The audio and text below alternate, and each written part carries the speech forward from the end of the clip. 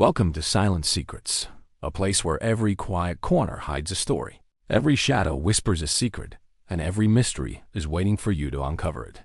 Grab a seat, stay a while, and let the secrets begin. Chapter 1. An invitation to Ashcroft Hall. Hercule Poirot rarely accepted country house invitations. He preferred order, quiet, and the gentle hum of his perfectly arranged apartment.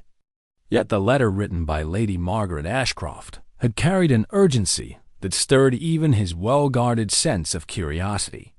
It was not merely a summons, but a plea, brief, trembling on the page. Laced with dread, she tried and failed to conceal. And so, on a crisp autumn afternoon, Poirot found himself driving through the iron gates of Ashcroft Hall in a hired motor car, observing every detail with that impeccable precision for which he was famed.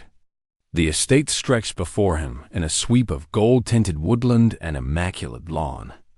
The house itself rose from the landscape like a great stone guardian, solemn, imposing, and faintly melancholy, as though aware of secrets too long kept. The moment he stepped from the car, he became quietly aware of the silence.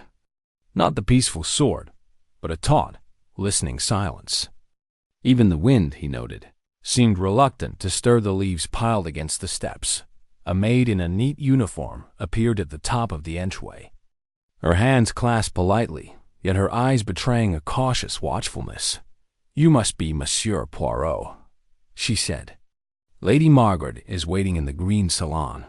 Poirot inclined his head. "You are most kind, mademoiselle."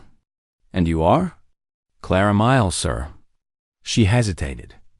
"Lady Margaret's maid, and someone she trusts." Poirot caught the unspoken weight in her voice. Clara Miles seemed a young woman accustomed to carrying burdens not quite hers, the sort that come from long service to a family with more history than harmony. As Clara guided him down a corridor, he studied the surroundings.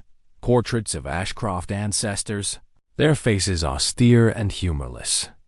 Vases of carefully arranged flowers that somehow failed to enliven the hall. And a faint scent of lavender overlaying something metallic, a scent he could not yet place. The green salon lived up to its name. Its silk-draped walls shimmered faintly in the afternoon light, giving the room an air of faded grandeur. Near the fireplace sat Lady Margaret Ashcroft herself, a tall woman with silver hair arranged in a style that spoke of dignity and tradition. Yet her composure, Poirot noted, was fraying at the edges. She rose too quickly at his entrance, gripping the arm of a chair for balance. "Monsieur Poirot," she breathed. "Thank you for coming. I feared you might refuse." Poirot bowed slightly. "One does not refuse a request made with such sincerity, Lady Margaret. You spoke in your letter of unease." She gave a wan smile. "An elegant word for what I feel. Unease, fear, dread. They all amount to the same thing when one is my age and has lived long enough to understand that history never truly remains buried." She sank onto the sofa, gesturing for Poirot to take the adjacent chair. "You wonder about the purpose of this gathering." "No doubt," she continued. "Everyone pretends it is for charity, a weekend event to raise funds for the Ashcroft Foundation. But beneath that veneer lies something far more volatile." Poirot folded his hands. "Your letter mentioned a certain object. A locket." Her face tightened, as though she had willed herself not to speak of it. "The locket of the sleeping Duchess," she whispered. "A family relic. Curse, some have called it.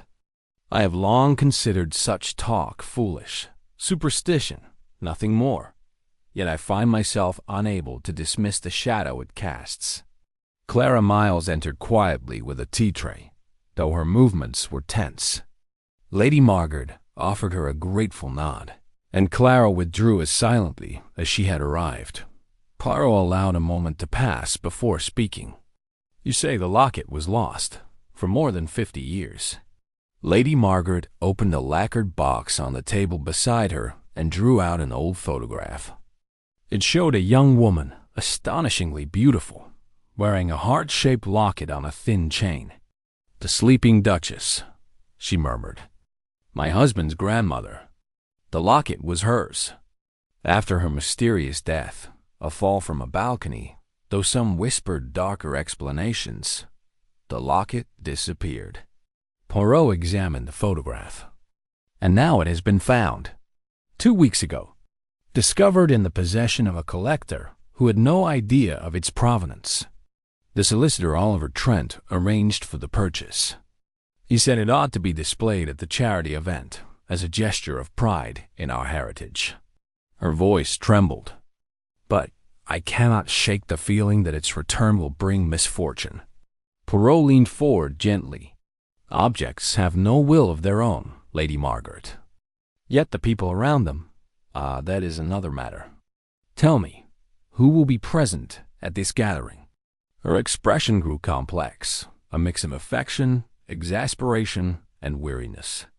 "There is Damon Ashcroft, my late brother's son. He is the heir in name.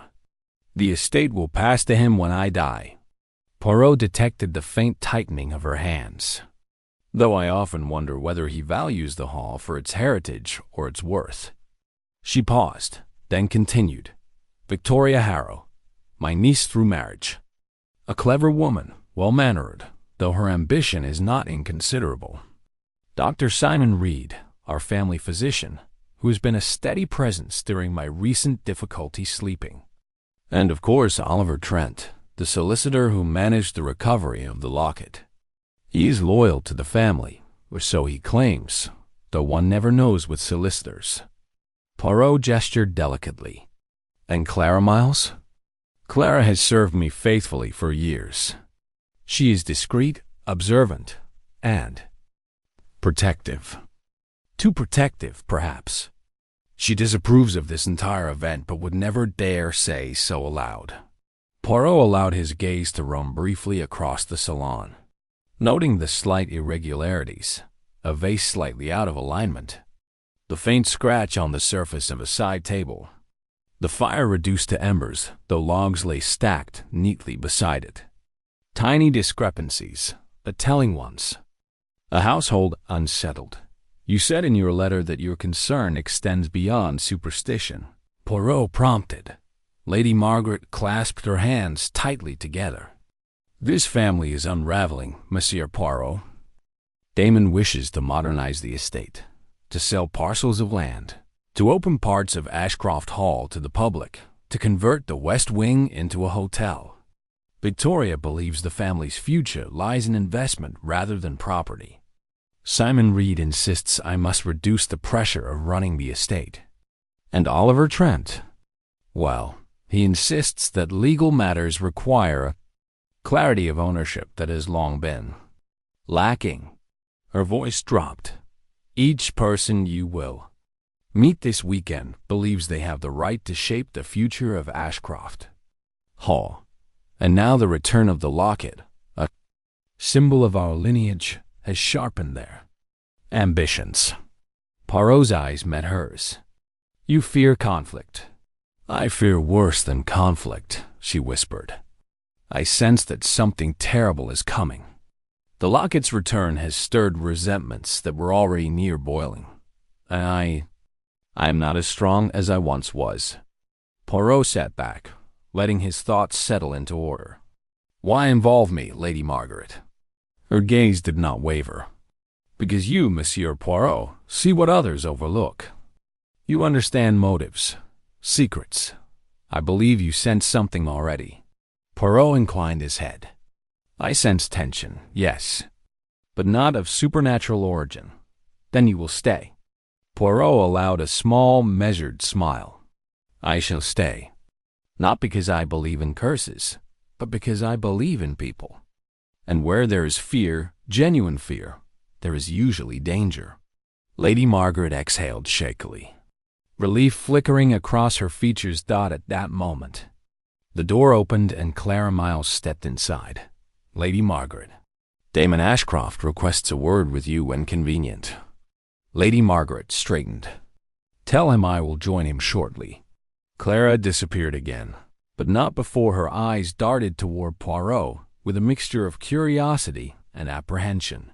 Lady Margaret rose with effort. "It begins, Monsieur Poirot. The gathering has not even officially started, and already the air is thick with unspoken demands." Poirot stood as well, offering his arm. "Courage, Lady Margaret. You have taken the first step in facing whatever threatens this house." She nodded, though the faint tremor in her fingers betrayed her anxiety as she left the room. Poirot remained where he was, taking in the quiet. The distant creak of the old house settling, the whisper of a breeze against the window panes. Ashcroft Hall, he thought, carried the weight of many years and many tensions. And though he did not yet know the nature of the danger Lady Margaret feared, he recognized the unmistakable scent of discord, not a curse, not fate, human ambition, and somewhere in this house. He felt certain a motive was already taking shape. Poirot adjusted his cuffs. His eyes sharp. The weekend had not begun, and already the little gray cells stirred with anticipation. Chapter 2. The legend of the sleeping Duchess dinner that evening at Ashcroft Hall possessed, at first glance, all the trappings of refinement. Silverware gleamed beneath the chandelier. Crystal glasses caught the light in fractured stars. The long mahogany table, polished to a mirror sheen, reflected candle flames in narrow, shivering streaks. Yet beneath that elegance, Poirot detected an atmosphere that was anything but tranquil. Lady Margaret sat at the head of the table, upright and dignified, though the lines around her mouth had deepened since the afternoon. To her right sat Damon Ashcroft, tall, broad-shouldered, with the confident restlessness of a man who believed the world owed him progress. His dark hair was brushed back with almost careless neatness, and his eyes rarely stayed on one point for long. Across from him, Victoria Harrow maintained a poised composure. She was a woman of about 35, with fine, symmetrical features and a manner as precise as the parting in her smooth chestnut hair at the opposite end. Dr. Simon Reed occupied his place with calm, unhurried ease, his spectacles glinting as he glanced from one family member to another. Oliver Trent sat near him, lean and self-contained, his expression reserved and unreadable. Poirot, placed just a few chairs down from Lady Margaret, had an unobstructed view of them all. He observed the opening exchanges of conversation with unobtrusive interest. "It is good to see the hall so full again," Lady Margaret said, her voice determinedly light. "There were many years when it seemed the corridors echoed with their own emptiness." Damon smiled in a way that was almost indulgent. "That is precisely what I intend to change, Aunt Margaret. Empty corridors are not only melancholic, they are unprofitable." "For you." "Damon," Victoria interjected, reaching for her wine. "The word unprofitable seems to carry far more weight than melancholic. And why should it not?" He returned, unperturbed. "Sentiment never kept the roof repaired." Oliver Trent cleared his throat quietly. "It is true the estate has seen better days," he remarked. "Ashcroft Hall is rich in history, but demanding in upkeep. Diversifying income, as Damon suggests, is not entirely unreasonable from a legal or practical standpoint." Lady Margaret's fork paused above her plate, then descended again with deliberate care. "We have survived this long," she said. "We can survive a little longer." "Surviving," Damon replied, "is not the same as living." Poirot, watching, noted the flicker in Victoria's eyes. It was not disagreement that showed there, but something sharper, calculation perhaps, or irritation masked by civility. It was Dr. Reed who gently redirected the conversation. "We are here for a rather special occasion, after all," he said. "Not merely to debate the future of the hall, but to celebrate its past. Lady Margaret, will you not tell our guest about the locket's planned unveiling?" Lady Margaret's hand, resting on the tablecloth, tightened suddenly, the tendons standing out in thin cords beneath the skin. Poirot, seated close enough to observe the movement, saw the slight tremor that followed. "Yes," she said. "The locket." Her eyes shifted to Poirot. "I suppose, as our honored guest, you have a right to hear the story that everyone else grew up with. The legend?" Victoria said, her tone dry, though not entirely free of interest. You make it sound like the opening of a ghost tale, Aunt. In a sense, that is what it is, Lady Margaret replied. A faint gust of wind brushed against the window panes, rattling them softly. Poirot thought, with a trace of detachment, that if one wished theatricality, this house was obliging. You refer, of course, he said, to the story of Duchess Evelyn Ashcroft. Damon looked faintly amused. So you have been briefed already.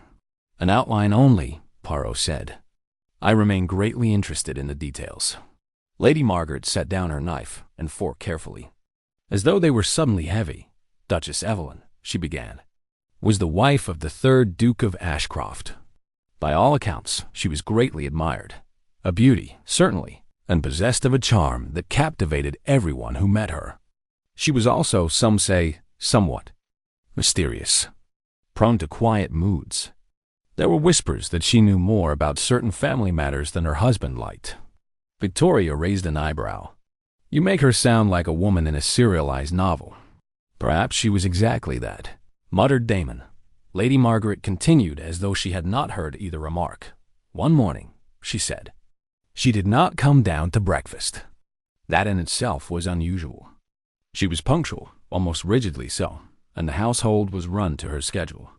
The maid who went to her room found her lying in bed on her side, as though asleep.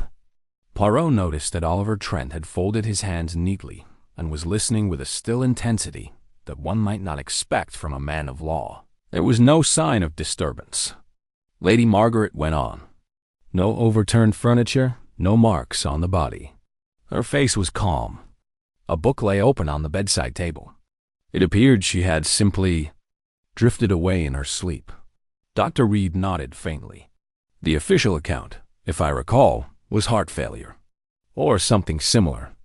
Yes, quiet, unremarkable, tragically convenient, Victoria murmured. And the locket? Poirot asked. The locket, said Lady Margaret, was around her neck. It had been a gift from the Duke, a heart-shaped piece set with a pale stone. Some said he had it made to symbolize his devotion. Others said it was to mark her absolute belonging to the Ashcroft line. Her lips compressed slightly. After her death, the locket should have passed into the care of the family. But it vanished. Just like that? Damon asked. A valuable jewel in a house full of servants and family members simply disappears? It is not so difficult, Damon, Victoria said softly. We are none of us immune to temptation. Are we quite sure, Oliver Trent murmured, that it vanished of its own accord? He looked at Lady Margaret. Family letters of that period suggest there was considerable agitation in the household. The Duke was said to have been erratic for months before her death. A man with secrets, Victoria said thoughtfully. There is always something attractive about that, provided one is not married to him. Some claimed, Lady Margaret said, ignoring the flippancy, that the Duke destroyed the locket because he could not bear the reminder. Others believed he hid it somewhere in the hall, and that he died before he could take it from its place of concealment. She paused. And then, of course, the usual rumors began to grow. That he had something to do with her death. That she had discovered something she should not. That the locket itself carried a curse. A curse? Damon repeated, a note of skepticism sharpening his voice. Yes, Lady Margaret said quietly.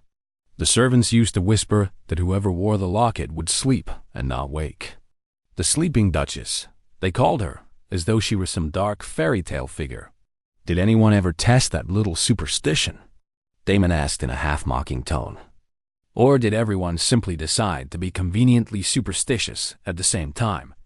No one could test it, said Victoria. They did not have the locket. For decades, Oliver Trent added. Until now. There was a moment's silence, as if the words echoed in the collective mind of those gathered. Until now. Poirot turned his head, following the direction of Lady Margaret's unsteady gaze. Along the far wall, resting upon a side table of dark wood, stood a display case. It was constructed of glass and chrome, modern and almost clinical in its simplicity. Within, on a plinth of velvet, lay the locket, though he could see it only from a distance. Poirot noted its shape with care, heart-like but elongated, not quite symmetrical. The stone at its center appeared opalescent, catching the candlelight in a way that gave the illusion of internal movement, as though something stirred beneath its surface. He also noticed something else. The way Lady Margaret's hand had begun to tremble the moment her eyes fell upon the case. It was a fine tremor, almost imperceptible, confined at first to the fingers and then to the wrist. "You are unwell, Lady Margaret?" Poirot asked mildly. "No," she said swiftly. "Merely tired. It has been a long day." Dr. Reed's glance was professional and troubled. "You have not slept well in some time," he remarked. "The strain of organizing this event, the return of the locket. It is a great deal, Margaret." "You prescribe rest for everything, Simon," she replied with forced composure. "If I took all your advice, I should never leave my room." "And yet rest can be a very effective remedy," he said gently. "Or an excellent way to avoid uncomfortable decisions," Damon added, with a smile that did not quite reach his eyes. "You see, Mr. Poirot, the so-called curse may be nothing more than overactive family imagination. People die in their sleep. Jewelry gets lost. Estates fall into disrepair. There is no need for legends when ordinary mismanagement will do." "Yet legends persist," Victoria said. "If you ask the older villagers, some of them speak of the Duchess as though she were seen walking the grounds on misty nights, her locket glowing at her throat. It is remarkable what a good story can do for a place over time." "Yes," said Damon, seizing the point, "and that is precisely why the Hall should embrace its history. Ghost stories, tragic duchesses, they attract visitors. But if we are to survive, we must use such stories wisely. We cannot cling to everything like hoarders of relics. We must sell what can be sold, display what can bring attention, and invest the proceeds in the future." Lady Margaret's shoulders went rigid. "Sell what can be sold." Damon dabbed at his lips with his napkin and set it down. "I was going to announce this tomorrow during the official unveiling," he said. "But since we are speaking so frankly tonight, I might as well say it now." Victoria's fork paused halfway to her mouth. Oliver Trent's eyes narrowed, just perceptibly. Dr. Reed sat a little straighter. Poirot, who had been watching everyone with calm, unhurried interest, felt the subtle tightening of the room's atmosphere. Here, he thought, was the true heart of the conversation. "I intend to sell the locket," Damon said. "At auction. Its history, its legend, all of that will make it immensely valuable. The proceeds can be used to modernize the estate, renovations, new facilities, perhaps even the initial work on a hotel wing." The words, spoken with confidence, fell into a silence that was almost physical. Lady Margaret stared at him. "Sell the locket?" she repeated. "Of course," Damon said. "You did not think I would simply keep it locked up here forever, did you? It is an asset, Aunt Margaret. A powerful one. We cannot afford the luxury of sentiment." "That locket," Lady Margaret said, each word carefully shaped, "is part of Ashcroft heritage. It belonged to the Duchess. It is bound to this house. And this house is crumbling." Damon shot back, his tone sharpening. "Forgive me, but we are not living in the age of dukes and duchesses any longer. Titles are dust. Lineage is a story people tell themselves to feel important. What matters now is what can be done with what we have. And what we have is a valuable jewel and a decaying estate. I intend to reverse those proportions." Victoria, who had remained silent, now spoke in a tone that was, if anything, more dangerous for its softness. "You surprise me. Damon, one would have thought you would present such a plan more tactfully. After all, Lady Margaret still presides over Ashcroft Hall." "For now," he said. Oliver Trent cleared his throat. "If I may," he said, and his voice, though mild, carried authority. "The ownership of the locket is not entirely straightforward. It was purchased with personal funds, yes, but its legal status in relation to the estate is somewhat complex. There are questions of inheritance law and family trusts that must be examined thoroughly before any such sale could proceed." Damon's expression cooled. "You would block this?" "I would ensure it is done correctly," Trent replied. "If it is to be done at all. And you, Victoria?" Damon asked, turning to his cousin. "Will you side with tradition or with the future?" Victoria looked at him steadily. "The future," she said, "is not necessarily assured by the reckless sale of symbolic properties. Sometimes the reputation of a house is worth more than its most glittering object." Still, she tilted her head slightly. "I can see the attraction of additional income." "Precisely," Damon said, a little too quickly. Poirot watched her carefully. The words might suggest agreement, but the angle of her mouth did not. Nor did the quick dart of her eyes toward the display case and back again. She was calculating, weighing, holding her position in reserve. He looked next at Dr. Reed. The physician's face was troubled. "As a doctor," Reed said slowly, "I concern myself with living patients, not with the legacy of a jewel. But I cannot help feeling that the reappearance of this object has already caused you enough distress, Margaret. Any decision that worsens the distress must be considered carefully. And you, Doctor," Damon said with a faint sneer, "concern yourself also with ensuring that your patient remains inclined to consult you.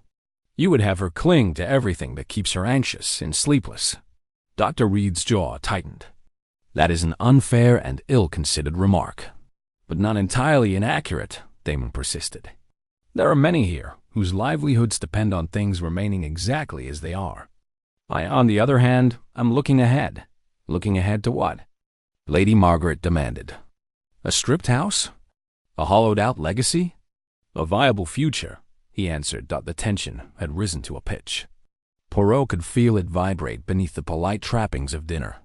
He noted each reaction: Lady Margaret's rigid posture, Victoria's narrowed eyes, Trent's composed but guarded expression, Reed's quiet indignation. And, beneath the surface of all this, the one constant: the locket. It lay in its sealed display case, still and silent. Yet it had become the focal point of every glance, every unfinished sentence. The rest of the meal passed in strained fragments of conversation. Clara Miles appeared intermittently, moving with efficient quiet as she served the courses. Poirot noticed that she never once looked directly at the display case, but her gaze hovered near it several times, as though drawn against her will. When dessert had been taken away and coffee served in the drawing room, Damon resumed in a lighter, almost jovial tone, as though nothing of consequence had been said at dinner. "We shall handle the announcement properly tomorrow," he said. "A statement about honoring the past while investing in the future. People love that kind of phrasing. It makes them feel they are taking part in something noble, when, in reality, they are just watching an object change hands." Victoria, standing near the mantelpiece, gave a delicate little laugh. "You have quite the gift for charming cynicism, Damon." "It is not cynicism," he replied. "It is clarity." Poirot, cup in hand, stood near one of the tall windows and allowed his eyes to drift across the room. Lady Margaret had seated herself in a high-backed chair, her fingers interlaced tightly in her lap. Oliver Trent stood not far from her, speaking in low tones, likely about legal prudence. Dr. Reed had taken a position by a side table, watching his patient with an expression that mixed concern with resignation. Clara Miles slipped into the room to gather empty cups, moving with the same subdued attentiveness as before. As she passed near Poirot, he spoke in a low voice. "You have been with Lady Margaret for some time, I think?" 10 years, sir," Clara replied. "Since after Sir Harold passed." "And you have seen the effect that the locket's return has had on her?" Clara hesitated. "Yes," she said. "It unsettles her. It brings back things she would rather not think about." "You refer to the legend?" "I refer," Clara said quietly, "to the way this family deals with anything it does not care to face. They turn it into a story. A ghost, a curse, a tragedy from long ago. It is easier to blame a legend than to confront living people." Then, as though realizing she had spoken too freely, she lowered her eyes and moved away. Poirot watched her go, thoughtful. The evening drew on, and the gathering began to disperse. Lady Margaret retired early, escorted by Clara. Victoria declared that she had letters to write. Dr. Reed and Oliver Trent remained for a while in the drawing room, talking in low voices, before they too withdrew. At last, only Damon and Poirot remained. "Tell me something." "Mr. Poirot," Damon said, swirling the last of his drink in the glass. "Do you believe in curses?" Poirot regarded him evenly. "No, neither do I," Damon said. "But I do believe in leverage. This locket, this legend, they are worth more as story and symbol than as metal and stone. People will pay for that. Someone always pays, one way or another." He tossed back the drink and set the glass down with a soft click. "And you believe," Poirot asked, "that everyone here shares your view?" Damon smiled, but the expression was hard. "I believe everyone here has their own idea of what the locket represents. Heritage, security, professional obligation, sentimental attachment. But in the end, what it really represents is power. The power to change things. And that is what makes people dangerous." He strode out, leaving Poirot alone with the dying fire and the soft tick of the clock on the mantel. Poirot turned his head toward the display case once more. The locket lay motionless, encased in glass, yet the very stillness had become a sort of presence. Whoever wears the locket will sleep and not wake. A childish superstition, perhaps. An old story told to frighten servants and amuse bored nobles. And yet, in this house where money was dwindling and ambitions were not, such a story could become a convenient cloak. A way to disguise very modern motives with the trappings of an antique curse. He moved closer to the case, inspecting it with the same meticulous attention he gave to every detail. The lock was secure, the glass thick. A small plaque beneath the plinth bore the inscription, "Evelyn, Duchess of Ashcroft." The sleeping Duchess Lady Margaret had arranged the display, he suspected, with some reluctance. Yet here it stood, waiting. Poirot straightened slowly, the hint of a frown crossing his usually composed features. The legend of the sleeping Duchess, he thought, was not merely a whisper from the past.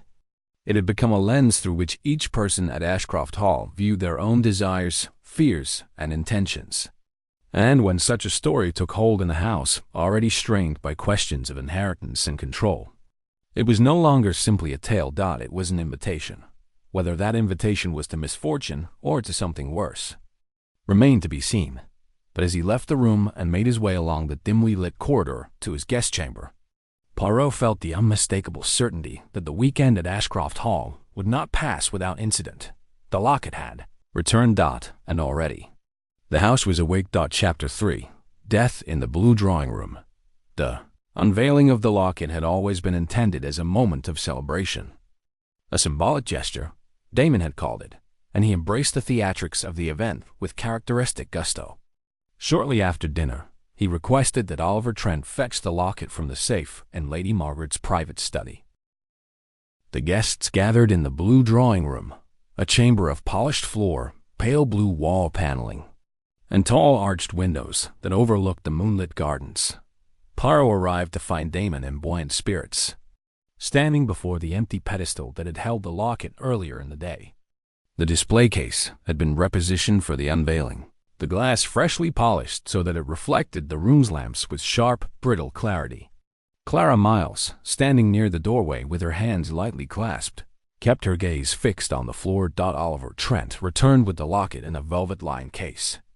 When he opened it, a faint hush rippled through the room as the jewel caught the light. The chain was a delicate thread of metal, impossibly fine, each link crafted with almost obsessive precision. The pendant itself, heart-shaped, pale, and shimmering, seemed to breathe with the glow of the lamps. Damon lifted it between thumb and forefinger, holding it high. "To new beginnings," he declared. "The sleeping Duchess has woken at last, and she may yet fund our future." His smile was sharp, buoyant, and tinged with triumph. Victoria watched him with an expression that suggested a complex mixture of disdain and restrained calculation. Oliver Trent stood at her side, hands folded behind his back, his posture correct but not precisely relaxed. Dr. Reed looked faintly troubled, his brow creased, perhaps at the theatrics or perhaps at the late hour for Lady Margaret. The lady herself stood near Poirot, leaning slightly on her cane. "I do not like this," she murmured under her breath. Poirot inclined his head subtly. "You feel that the locket should not be paraded." "I feel," she said, "that this family has a way of turning dark pages into spectacle. And spectacles seldom end well." After the toasts, the guests drifted into smaller conversations. Damon, flushed with the pleasure of being the center of attention, remained in the blue drawing room to admire the locket once more as he placed it carefully upon its velvet stand. Poirot excused himself shortly after, ostensibly to retire for the night, though in truth he felt an uneasiness he could not quite define. Something in the atmosphere of the house had changed. The air felt charged, poised between anticipation and dread. He passed Clara Miles in the corridor outside, her eyes wide with quiet alarm. "Is everything all right, mademoiselle?" Her voice was barely above a whisper. "I wish they had left the locket where it was." Poirot studied her face. "You believe in the curse?" "I believe," she said, "that people do foolish things when they think they are safe from consequences." She hurried away before he could reply. Poirot returned to his room to reflect. He had only just removed his coat when the first scream pierced the quiet of the house. It was not a long scream, nor a loud one, but it was unmistakably a cry of horror, sharp, strangled, and cut short. Poirot was in the corridor within seconds. Victoria Harrow stood frozen near the entrance to the blue drawing room, her hand pressed to her mouth, her face drained of color. Poirot quickened his step.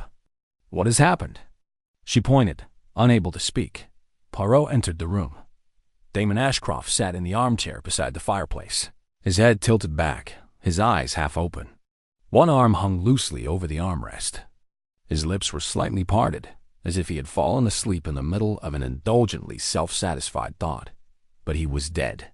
Poirot approached slowly, every detail registering with crystalline clarity.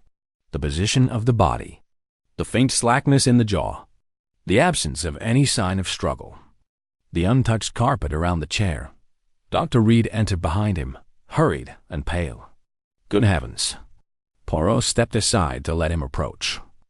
Reed bent swiftly to examine Damon, checked the pulse at the neck, the wrist, the coolness of the skin. Finally he exhaled, soft and grave. "He is dead." Lady Margaret entered a moment later, Oliver Trent supporting her arm. She stared at the scene with a look that combined shock and something deeper, a quiet, wounded resignation. "The locket?" Oliver Trent suddenly murmured. Poirot turned. The stand was empty. The velvet indentation where the jewel had rested only minutes earlier was bare. Above it, the glass of the display case gleamed coldly. Poirot's gaze slid to the tall window on the far wall. It stood open a few inches, letting in a sliver of cold night air. The curtains stirred faintly. Victoria found her voice, thin and brittle. "The locket is gone." Dr. Reed straightened. "We should summon the authorities at once." Oliver nodded. "I will telephone the station." Poirot did not speak immediately.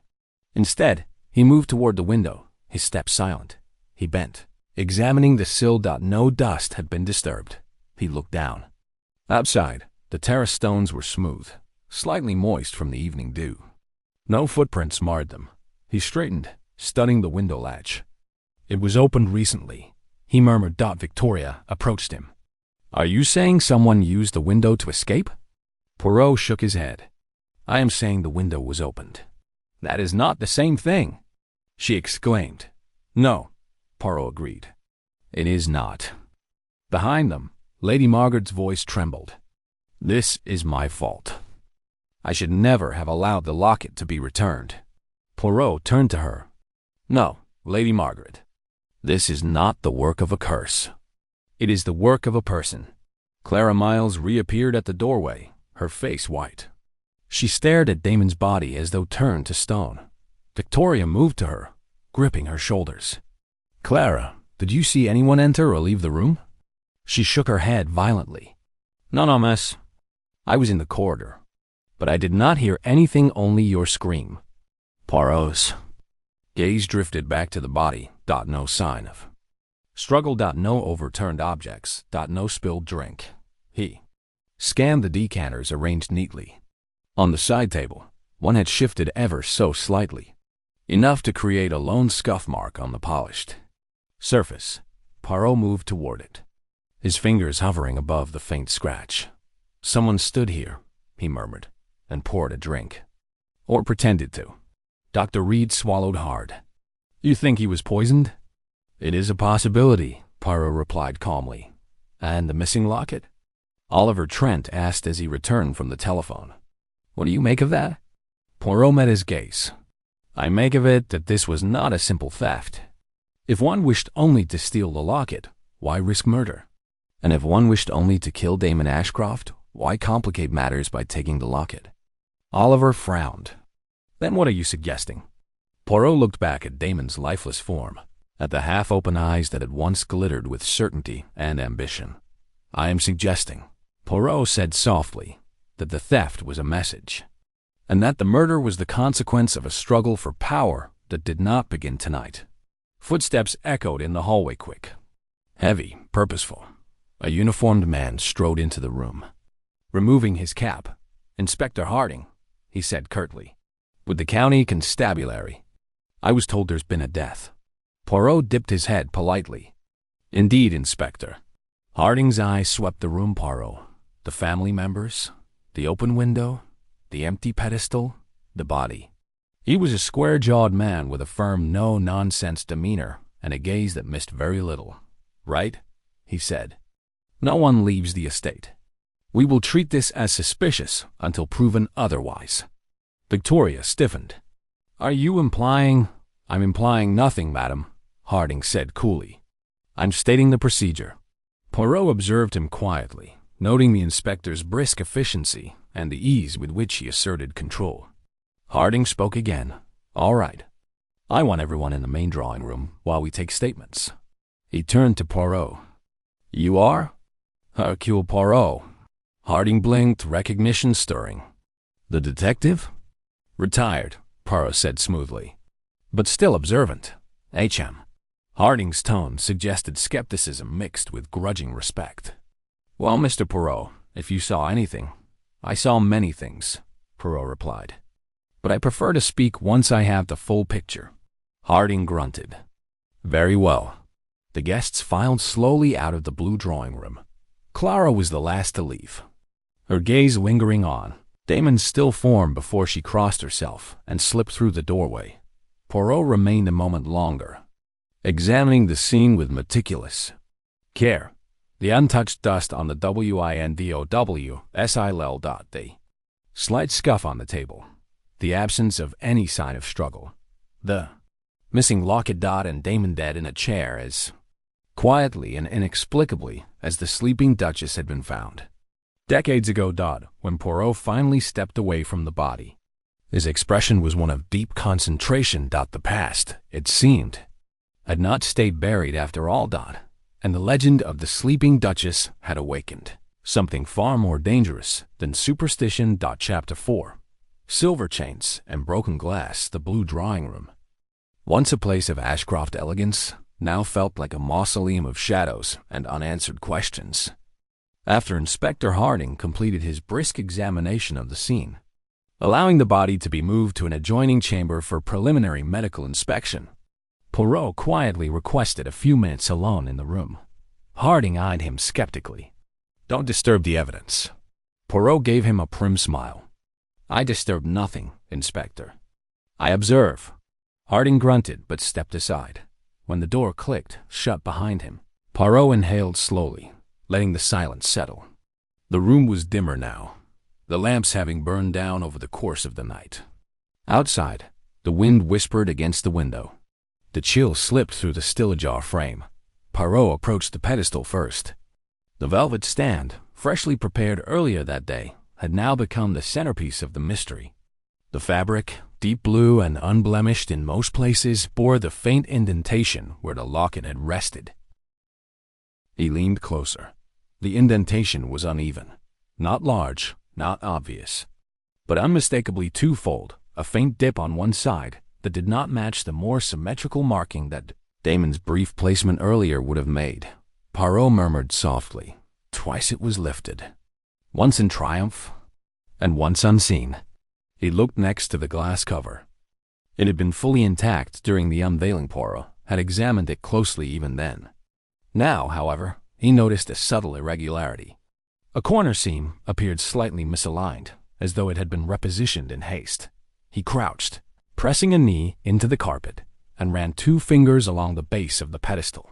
At first there was nothing. Then his fingertip brushed something sharp.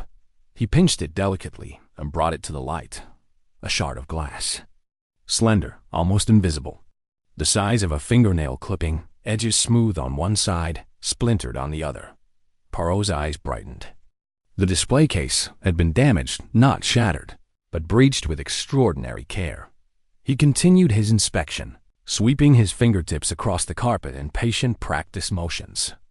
After a few moments, he found a second sliver, even thinner, and a third, lodged near the polished leg of a side table. "Broken?" he murmured, but without noise, without spectacle. A quiet violence. Someone had deliberately fractured the case in a controlled manner, perhaps by applying pressure along a seam, muffling the sound with cloth, then lifting the glass panel away. He stood and turned toward the safe in Lady Margaret's adjoining study. He had seen it earlier, modern, robust, secured with a digital code. Only 2 people had been entrusted with access, Oliver Trent and Dr. Simon Reed. Inspector Harding had already questioned them about it. As far as either man claimed, the safe had been locked. No forced entry. No sign of tampering. Poirot crossed the threshold into the study, a book-lined chamber infused with the faint scent of leather and dust. The safe sat beneath a portrait of the Ashcroft ancestors, its keypad unremarkable. He bent toward it, his eyes narrowing. No scratches. No discoloration. No fingerprints except those smudges made recently by Trent and the inspector. He stepped back thoughtfully. If only 2 people possessed the code, then either one of them used it or someone else had acquired it. Poirot thought back to Clara Miles. She had passed through the study earlier that day to fetch correspondence for Lady Margaret. She had moved with the fluid efficiency of someone familiar with the room, and she had spoken of the locket's return with a dread that suggested far more intimate knowledge than a housemaid should have possessed. More intriguing still was the offhand comment Harding had made. Routine safe checks done weekly. Lady Margaret signs off, and Clara registers the time. Clara registered the time. Poirot replayed the detail.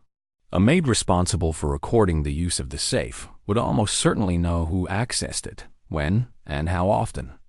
And in some households, especially those micromanaged to maintain order, a trusted servant might even know the code. Poirot returned to the blue drawing room. He stopped beside Damon's armchair and inspected the table once more, the one bearing the decanters. The scuff mark was still there, small and easily overlooked. Poirot leaned close. The mark was fresh. The finish had been displaced, not yet dulled by dust or handling. Damon had poured himself a drink. Or someone had poured it for him. The glass near his left hand was half empty. Clear liquid. Gin, perhaps, or vodka. Poirot sniffed gently. A faint aroma gin, mixed with something else. Harding would test it. Poirot would not interfere now, but he filed away the detail with quiet certainty. His gaze drifted to Damon's jacket, now draped over the armchair. He lifted the fabric delicately and searched the interior pockets. Bills, a handkerchief, a small brass key, and a folded piece of paper. Poirot withdrew it carefully, smoothing the creases. The ink was fresh, the handwriting angular and hurried. "We must speak about the old will tonight, before it is too late." There was no name, no signature. Poirot's eyes narrowed. The phrasing was urgent, not casual. And the reference could only mean one thing: the contested, rumored will of the 3rd Duke, the one that had allegedly been altered, disputed, or suppressed after the death of the sleeping Duchess. Had Damon discovered something connected to it? Or had someone simply told him so, to lure him to the blue drawing room? Poirot folded the note again, his fingers tapping thoughtfully against the paper. He stood before the window, letting the cool air brush his face. The curtain swayed lightly. He examined the sill, not a single smudge or disturbance. Yet someone had opened it. To suggest escape, to imply ingress. But Poirot knew better than to trust implications. "No," he murmured. This was staged. A window opened not to flee through, but to cast suspicion outward. He turned sharply at the sound of footsteps. Inspector Harding re-entered, scribbling notes. "We've moved the body for examination," Harding said. Cause of death is not obvious. Could be poison, could be cardiac arrest. Dr. Reed says the man was in good health. Poirot nodded. There is much that is not obvious. Harding's eyes narrowed. I hear you found a broken bit of glass. Why didn't you call me over immediately? I wished, Poirot said gently, to understand why it was broken. Why? Harding repeated, bewildered. Obviously to steal the locket. Not necessarily, Poirot murmured. If one wished only to steal, there were easier opportunities when Damon displayed the locket earlier, for example. Yet no attempt was made then. Ask yourself, Inspector, who benefits from the locket being stolen after Damon is dead? Harding frowned. Well, that depends. The thing might fetch a fortune. Anyone here could want that. Poirot inclined his head slightly. Yes, and yet the theft is too theatrical, too beholden to the legend. Whoever did this wished not only to steal, but to suggest a connection to the sleeping Duchess. Harding made a frustrated sound. Are you saying the murderer wanted to echo that ancient death? Poirot looked toward the empty velvet cushion where the locket had rested. I am saying, Inspector, that Damon Ashcroft died seated in the chair, without struggle, in a manner that recalls a famous death in this family's history. Harding stared at him. You can't mean— Poirot's expression hardened, though his voice remained soft. I mean only this. Whoever killed Damon used the legend as cover.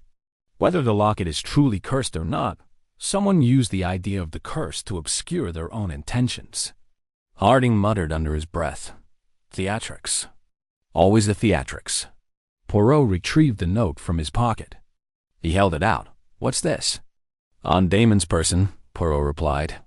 A summons. Perhaps a lure. Harding unfolded it, reading it twice before exhaling sharply. Who sent this? That is the question. Old Will. Harding murmured. You think someone feared Damon had information? Poirot's eyes gleamed. Or hoped he believed so. In a house such as this, Inspector, a rumor can be as deadly as a bullet. Harding shook his head, pacing. I'll question everyone. No one leaves this place. No one? Poirot nodded. A wise precaution. Harding left, barking orders as he went. Poirot remained alone a few moments longer. His gaze drifted once more to the safe-room doorway. Oliver Trent careful, precise, but deeply invested in the estate's legal affairs. Dr. Reed calm, respected, yet one who had access and opportunity. Clara Miles seemingly loyal, but far more perceptive than she let on. Victoria ambitious, guarded, and deeply enmeshed in the Ashcroft legacy. Lady Margaret aging, fragile, yet far from helpless, and still the matriarch of a fraught household. And Damon bold, arrogant, willing to sell their history for profit. Poirot touched the shard of glass in his pocket. The locket had been lifted twice. The safe accessed by someone who should not have had the means. A staged window. A scuffed table. A poisoned drink. And a note summoning Damon to a conversation that would never occur. Poirot straightened his cuffs, the small gesture familiar and grounding. The past has long fingers, he murmured. And someone in this house has just used them to strike. He extinguished a nearby lamp, leaving the room dim and shadowed, and stepped into the corridor where the soft murmur of the household's unease drifted through the air like smoke. The legend of the sleeping Duchess was no longer a legend. It had become a script, and someone was following it. Chapter 5. Whispers of the Old Will. Morning came late to Ashcroft Hall. The sky outside the tall windows was a dull, uncommitted gray, and the house seemed to wake reluctantly, as though it too wished to stay asleep and avoid what the new day had brought. The corridors were quieter than usual. Footsteps were hushed, voices subdued. Even the clatter of breakfast dishes from the servants' quarters sounded distant, muffled by the weight of unspoken fear. Hercule Poirot stood at his guest-room window for a moment, watching the wind stir the trees along the drive. Somewhere on the estate, a rook called harshly. He folded his hands behind his back. A man had died in this house, quickly and almost soundlessly. A jewel tied to an infamous family death had vanished, and somewhere among the troubled faces at the breakfast table lay The mind that had decided those two facts should coincide. He went down the dining room. Usually a showcase of Ashcroft formality, felt like a room in a hospital where bad news had been given and no one quite knew how to behave. Lady Margaret sat at the head of the table, her teacup untouched, her eyes shadowed. Victoria Harrow occupied a chair midway down, staring at her plate without appearing to see it. Oliver Trent was there as well, his posture almost aggressively correct, as though sitting upright could somehow keep the situation from sliding further into chaos. Dr. Simon Reed had a folder beside his plate, unopened, his hand resting lightly on it. His gaze flicked up as Poirot entered, his expression thoughtful. Inspector Harding stood at the sideboard with a cup of coffee in his hand, not eating, focused instead on the occupants of the room with the flat, measuring look of a man who had decided that everyone present was equally suspect until proven otherwise. Poirot greeted them calmly and took his seat. A few dutiful words were exchanged, but conversation faltered almost as soon as it began. It was Harding who broke the silence. "Apologies for the intrusion at breakfast," he said, "but we will be conducting formal interviews throughout the morning. For now, I would appreciate it if you all remained available." Lady Margaret looked at him over the rim of her cup. "Are you any closer to understanding what happened to my nephew, Inspector?" Harding's jaw tensed. "The doctor will confirm more after his examination. There are signs consistent with a sedative, possibly mixed with alcohol. Whether that sedative was administered knowingly is another matter." Dr. Reed shifted slightly. "You have the glass from last night?" "We do," Harding replied, "along with the contents of the decanter he was using. Those will be analyzed. Until then, it remains a possibility rather than a certainty." Lady Margaret's gaze fell to the tablecloth. "You speak of sedatives and analysis, Inspector," she murmured, "but nothing you say explains why Damon should have died with that wretched locket missing from its case." "On the contrary, Lady Margaret," Harding said evenly, "that may explain quite a bit." Poirot took a measured sip of tea. He had no intention of challenging Harding's authority, but his own thoughts were moving along a slightly different track. The missing jewel? Yes, but also the note in Damon's pocket, the reference to the old will, the partly burned papers in the library fireplace. He set his cup down. "If I may suggest, Inspector," he said calmly, "it might be useful to speak first with Mr. Trent. Matters of inheritance seem to lie very close to the heart of this affair." Harding regarded him briefly, then nodded. "Mr. Trent, if you would come with me to the study." Oliver Trent rose, his face composed but pale. "Of course." The study, with its shelves of legal volumes and its solid desk, had taken on the air of a temporary interrogation room. Harding gestured to a chair opposite the desk. "Please sit, Mr. Trent." Poirot remained standing, a little apart, his presence unobtrusive but not insignificant. Harding had already seen that ignoring him would be unwise. Trent sat. He placed his hands on his knees, fingers interlaced with the precision of a man accustomed to controlling his own reactions. "Yesterday," Harding began, "you mentioned that Damon Ashcroft had recently spoken to you about revisiting some legal documents related to the estate. The term old will has been used. I would like you to be specific." Trent's jaw tightened, but he inclined his head. "Yes," he said. "Damon approached me 3 days ago. He'd been going through some old boxes of correspondence and family records. He claimed to have found references to an earlier version of the third Duke's will, the one made before the Duchess died?" Poirot asked. Trent glanced at him. "Possibly. The third Duke revised his will several times over the course of his life. The version that ultimately took effect after his death is the one I have always considered valid. Damon suggested there might have been irregularities in the handling of the earlier documents." "What sort of irregularities?" Harding demanded. "Ambiguous phrasing. potentially conflicting codicils. Rumors, nothing more. Trent ran a hand once along his trousers to steady himself. Damon suggested rather forcefully that we review all existing materials to ensure there was no question of a claim by other branches of the family, or by an external party. Was this about his own inheritance? Harding asked. In part, Trent said, but also about the estate as a whole. Damon believed that if the original wording had ever placed more power in the hands of another family member, Lady Margaret, for instance, or Victoria, then the present arrangement might be open to challenge. Poirot's eyes narrowed. You say, original wording. You imply that Damon believes someone might have altered or suppressed certain documents? Trent hesitated. He insinuated as much. I told him that such talk was gravely irresponsible unless supported by evidence. He implied that he might have found such evidence. When I pressed him, he became evasive. And did you review the documents? Poirot asked quietly.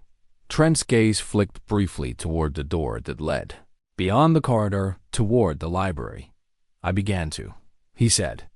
Some of the older papers are fragile. They require careful handling. Last night, before the gathering, I spent an hour or so in the library going through a selection Damon had set aside. Harding's stare sharpened. And what did you find? Nothing of substance, Trent replied. Mentions of draft provisions. A few passages that might, with effort, be interpreted as more favorable to Lady Margaret's control of the estate than to Damon's eventual succession. But all of it superseded by later, clearly worded documents. You are certain? Poirot said softly. Trent's mouth tightened. I am as certain as one can be without every scrap of paper present and intact. Poirot did not miss the phrasing. Scraps of paper, he repeated. Interesting. Harding leaned forward. Mr. Trent, Damon Ashcroft received a note yesterday. It referred to the old will and requested a meeting before it is too late. Did you send that note? No. The answer was immediate. I am a solicitor, Inspector.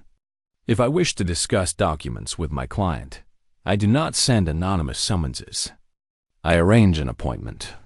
Yet Damon seemed to believe, Poirot said, that someone had urgent knowledge of the will.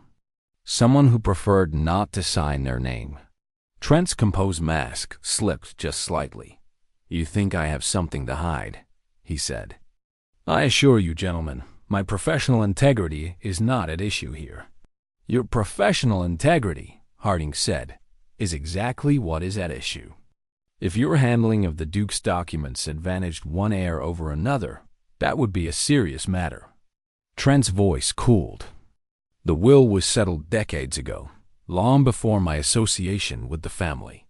I have merely maintained records. Poirot watched him with steady eyes. There was fear in the man, but not only fear of exposure. There was also something like injured loyalty. Very well, Harding said curtly. For now, we will accept that you merely reviewed the documents. We will, of course, confirm independently which records exist and in what condition. He dismissed Trent with a nod. The solicitor rose at once, relief carefully concealed, and left the room. When the door closed, Harding turned to Poirot. You think he is hiding something? I think, Poirot said, that he knows more than he has said. Whether that more condemns him or simply embarrasses the family remains to be seen. Harding exhaled. Next, Miss Harrow. Victoria entered with a composure that bordered on defiance. She took the chair opposite Harding without waiting for an invitation and crossed one leg neatly over the other. I assume, she said, this is about Damon's will. Harding's brows rose. What makes you say that, Miss Harrow? Because Damon used it as a weapon, she replied calmly. And you strike me as the sort of man who understands how weapons are used. Poirot allowed himself a faint smile. Explain, please, Harding said. Victoria's eyes were steady, but there was a guardedness in them. Damon told me the day before yesterday She said that he intended to revise his will. He claimed that my share of his estate would be reconsidered if I continued to oppose the sale of the locket and his plans for transforming the hall. Harding frowned. You stood to lose money if Damon carried out his threat. Yes, she said. But I also stood to lose something far more important if he did not. Ashcroft Hall, as I believe it should remain. Damon saw the estate as something to be mined. I see it as something to be tended. Poirot spoke quietly. How much would you have inherited under the current arrangements? Enough to make me independent, Victoria said. Enough to do some good. Enough to matter. Damon knew that. Removing or reducing my share would not have enriched him significantly, but it would have disempowered me. That, I suspect, was the point. Harding tapped a pencil against the desk. Did you argue with him about this yesterday? We argued nearly every day, she said coolly. But yes, there was a particular exchange in the afternoon, in the West Corridor. He accused me of undermining him with Lady Margaret. I accused him of caring more for investors than for the family's reputation. Did anyone overhear this argument? Poirot asked, possibly. Victoria tilted her head, thinking. Clara passed at one point, I recall. And I believe Dr. Reed came by just as Damon stormed off. And you, Miss Harrow, Harding said, where were you at the time of Damon's death? In my room, Victoria replied without hesitation. Writing letters. You're welcome to visit the desk and count the pages if it pleases you. Did anyone see you there? No, she said. I am afraid I do not habitually summon witnesses when I sit down to write. Poirot studied her carefully. Damon threatened your financial security. He opposed your view of the hall. He used both money and authority to keep you in a subordinate position. All of that gives you motive, Miss Harrow. But motive alone does not make one a murderer. Victoria's lips curved in a humorless little smile. Nor does the absence of an alibi make one guilty, Mr. Poirot. But I am under no illusions. On paper, I look exactly as guilty as Damon was arrogant. Harding dismissed her a few minutes later. Having extracted as much as she was willing to say, Dr. Reed next, he said. The physician entered with the quiet reluctance of a man accustomed to being in control of his environment and finding, to his dismay, that he had lost it. He took the chair and rested his hands, folded, on the edge of the desk. You have examined Damon Ashcroft's body, Harding began. Your preliminary conclusion? Externally, there are no marks, Reed replied. No bruising, no sign of struggle. The expression is consistent with sudden loss of consciousness. Given the circumstances, the drink, the lack of trauma, I suspect a sedative. And you have such sedatives in your possession, Harding said. Yes, Reed answered calmly. I am a physician. I carry certain medications when visiting a patient who has difficulty sleeping. His gaze flicked for a fraction of a second toward the door. Lady Margaret has suffered from insomnia recently. I had a small supply of a strong sedative with me for that purpose. And how much of it remains? Poirot asked softly. Reed's jaw clenched. Less than there should be, he replied. One vial is missing. The room seemed to contract slightly around the words. Harding's eyes hardened. Missing? Yes, I keep the vials locked in a small case, Reed said. This morning, when I checked, one was gone. The lock shows no sign of being forced, but the fact remains. Someone accessed it. Who knew you carried such a substance? Poirot asked. Lady Margaret, of course, Reed said. Clara Miles may have seen me administer it on one or two occasions for particularly restless nights. Beyond that, I have no reason to think anyone else knew the specifics. Yet someone did, Poirot said. And that someone, we must assume, understood that in the right quantity and in combination with alcohol, the sedative could produce a deep, possibly fatal sleep. Reed met Poirot's gaze. There was anger there, and fear, and something like wounded pride. You think I am that someone. Harding spoke before Poirot could. You had access, Doctor. You knew the dose required. You might even have believed that a sedative death would be considered natural. Reed leaned forward slightly. Listen to me. I have treated this family for years. I have seen their lung infections, their broken bones, their frailties. I argue with them, yes. I advise them in ways they sometimes dislike. But I do not murder them. If I had wished Damon dead, there are subtler methods than using a sedative that could so easily be traced back to me. A bold defense, Harding said dryly, but not yet a persuasive one. Poirot interjected, his tone calm.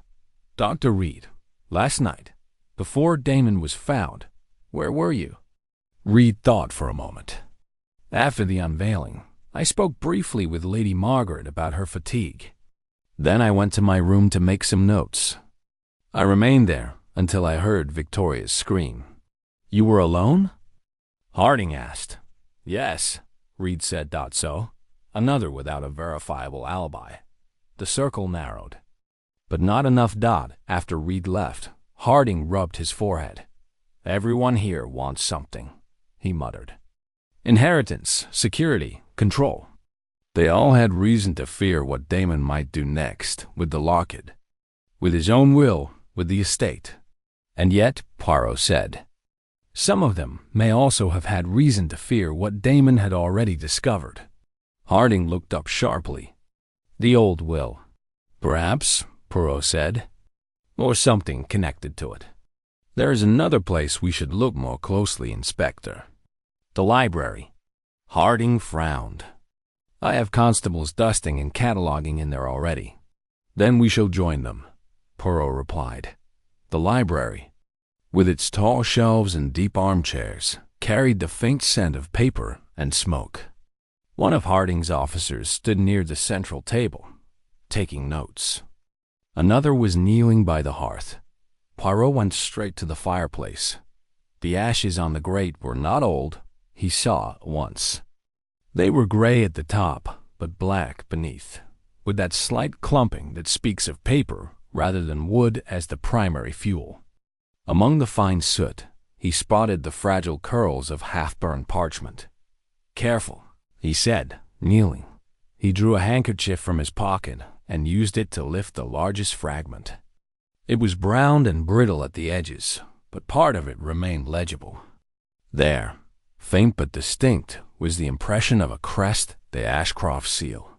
Beneath it, along one charred margin, he could make out a few words in formal print. Hereby bequeath. In the event of... The rest had been blackened beyond recovery. Harding came to stand beside him. We saw those, he said. Could be old kindling. The staff might have... No, Poirot said softly. This fire was lit in haste. It is not burned long. The ashes are recent. He pointed with a careful finger. Also note, there are no logs. No coal, only paper. Someone kindled a fire whose only purpose was to destroy documents. Harding stared at the grate, his expression grim. You think this is the old will? I think, Poirot said, that it is something very like it. Whether it is the Duke's will or some related document, it clearly bore the Ashcroft seal and formal language. And it was burned last night, before or after Damon died. Harding demanded. That, Poirot said, is the question. If before, then someone sought to prevent Damon from using what he had discovered. If after, then someone hurried to erase the trail he had already uncovered. He lifted another fragment. On this one, only a single phrase remained. Upon my decease. He let it fall gently back into the ashes. The note in Damon's pocket spoke of urgency. He reflected aloud. A meeting before it is too late. That suggests someone who believed that once certain documents were destroyed, a vital truth would be lost forever. Or someone who wished Damon to believe that in order to get him alone. Harding said nothing for a moment. The crackle of paper underfoot where a constable shifted his weight sounded unnaturally loud. Suppose, Harding said at last, that Trent burned the document to protect the family. Suppose Damon confronted him with it then? No. Poirot shook his head. If Trent had wished to protect his own position, he would have been more careful. Burning a will in the library fireplace on the very night of Damon's death is a reckless act. That is the act of someone driven by panic, not calculation. Victoria, then? Or Lady Margaret? Harding suggested. They would have motive if the papers favored them over Damon. Destroy the old wording, and the present arrangements stand. Perhaps, Poirot said. But there is another layer. Consider this. The legend of the sleeping Duchess, the locket, the way Damon died. Someone has orchestrated events to echo an old story. But in the library, there is no legend. There is only law. Will, codicil, inheritance. He straightened, brushing a fleck of ash from his sleeve. Someone in this house, he continued, believes that controlling the story is as important as controlling the documents. The locket's return, the whispered curse, the staged window, the quiet fire. Harding watched him with a mixture of impatience and reluctant admiration. You think the same person stole the locket, gave the sedative, and burned the papers? I think, Poirot said, that we are dealing with a mind capable of weaving several threads together into one pattern. A mind that understands both fear and symbolism. A mind that knows this family well enough to anticipate how they would react. He looked down once more at the scattered remnants of legal parchment bearing the Ashcroft crest. Whispers of the old will, he murmured. Quite enough to unsettle a house already at war with itself. He turned from the hearth, his eyes thoughtful. The gray morning outside seemed to press against the window panes, heavy and watchful. Somewhere in the house, Clara Miles moved quietly about her duties. Lady Margaret sat in her chair, trying not to tremble when she thought of the locket. Oliver Trent reviewed his files with new, frantic care. Victoria weighed every word she had spoken and every word she had withheld. Dr. Reed checked his remaining vials, counting again what could no longer be found. And the locket, the symbol. The excuse, the bait was out of sight, but not, Poirot suspected, far. He walked slowly toward the door. Inspector, he said, before this is over, we will need to know exactly who stood to gain not only from Damon's death, but from the silence of any old documents that might have contradicted the present order of things. Harding nodded grimly. And how do you propose we find that out? Poirot's eyes glinted, cold and clear. By listening, he said, to what people are not quite saying when they speak of the past. Chapter 6. The Shadow of the Curse by midday. Ashcroft Hall had become a place of murmurs. Servants spoke in low voices, glancing over their shoulders as they polished silver or carried trays along the corridors. Guests lingered uneasily in their rooms. And through all of it, the rumor spread like a quiet fever. The locket's curse has awakened. The origin of the rumor could not be traced, though Clara Miles later insisted it had begun in the scullery, where two footmen argued in frantic whispers after one of them, a young fellow named Henry, claimed to have stumbled upon something uncanny in the garden. Poirot learned of the discovery when Inspector Harding came storming down the corridor, his boots thudding on the ancient floorboards. Mr. Poirot, Harding exclaimed, they found something outside. You'd better come. Poirot followed him through the side hall and out a narrow door that opened onto the east gardens. Though the day was gray, the air felt oddly thick, as though carrying a scent of something unsettled. The lawns were wet with recent rain. Leaves, browned at the edges, trembled with each drift of wind dot near the stone bench that overlooked the ornamental pond.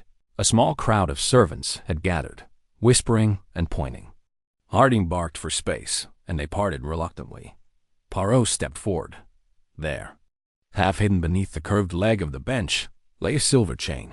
Silver, delicate, intricately wrought, and unmistakably the chain from the sleeping Duchess's locket. The pendant itself was gone. The chain, however, was damp with dew, its links dull, except where a faint gleam of reflected light showed where it had rubbed. against stone. A footman crouched nearby, nervous as a bird. "It weren't here this morning, sir," he stammered. "I sweep this path every day before breakfast." Harding's brow nodded.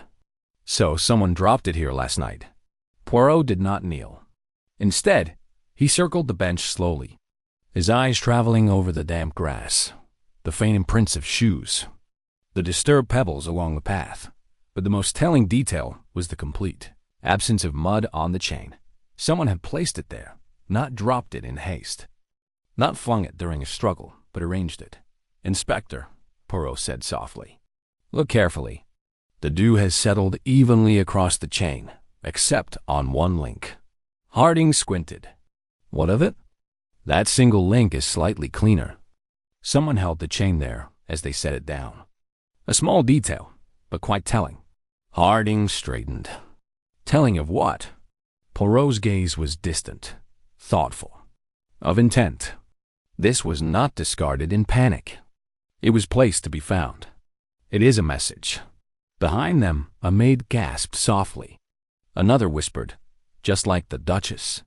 "Her necklace found after she died." Poirot turned sharply. There will be no talk of curses.